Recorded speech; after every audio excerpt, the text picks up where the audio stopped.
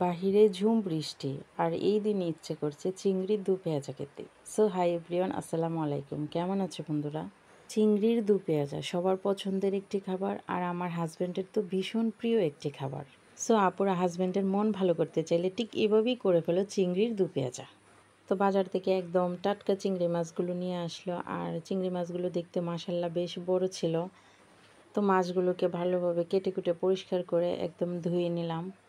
তো তারপর চলে গেলাম রান্না করতে। চুলাটা অন করে নিলাম, আর পাত্রটা গরম হয়ে এলে এতে তেল দিয়ে দিলাম। আর এদিকে আমি পরিষ্কার করে রাখা মাছগুলোকে অল্প লবণ আর হলুদ দিয়ে ম্যারিনেট করে কিছুক্ষণ রেখে দিলাম।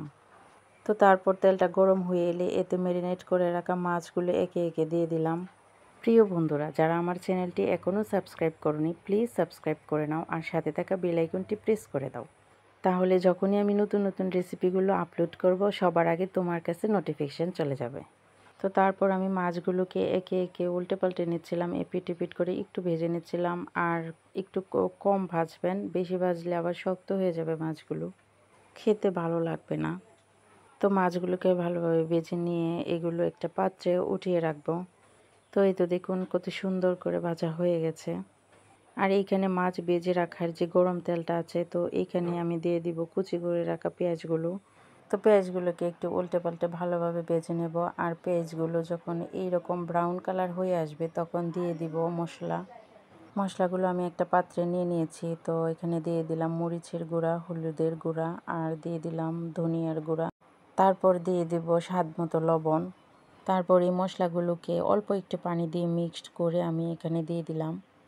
তো মশলাটাকে ভালোভাবে নাড়াচাড়া করে মিক্সড করে তারপর আমি ঢাকনা দিয়ে কিছুক্ষণ রেখে দেবো এই মশলাটা কষানোর জন্য। তো একটু পরে ঢাকনা খুলে দেখলাম মশলাটা ভালোভাবে কষানো হয়ে গেছে। তো তারপর এই কষানো মশলাটাতে আমি দিয়ে দিব ভেজে রাখা মাছগুলো। আর মাছগুলো দিয়ে একটু উল্টে পাল্টে মাছগুলোতে মশলাটা একটু মিশিয়ে নিব। তো মাছের সাথে মশলাগুলো ভালোভাবে মিক্সড হয়ে গেলে তারপর অল্প একটু পানি দিয়ে আমি ঢাকনা দিয়ে ঢেকে দেবো কিছুক্ষণ মাছগুলো কষানোর জন্য। তো একটু পরে ঢাকনা খুলে দেখে নেব মাছগুলো ভালোভাবে কষানো হয়েছে কিনা। তো দেখেন কি সুন্দর ভালোভাবে মাছগুলো কষানো হয়ে গেছে।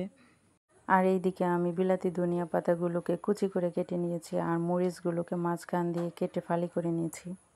তো তারপর কষানো মাছগুলোতে আমি অল্প পরিমাণে পানি দিয়ে দিয়েছি, আর এতে দিয়ে দিয়েছি কেটে রাখা ধনিয়া পাতা আর কাঁচামরিচগুলো। তো এগুলো দিয়ে ভালোভাবে নাড়াচাড়া করে আবারও ঢাকনা দিয়ে ঢেকে দেবো কিছুক্ষণ।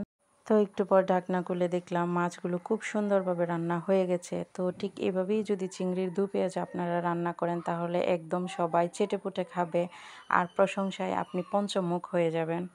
তো আমি এগুলোকে একটা বাটিতে উঠিয়ে নিব সুন্দরভাবে সার্ভ করার জন্য। তো এই তো রেডি হয়ে গেল আমার মজাদার দু পেঁয়াজু রান্না করা। তো রেসিপিটি তোমাদের কাছে কেমন লেগেছে অবশ্যই কমেন্ট করে জানাবে।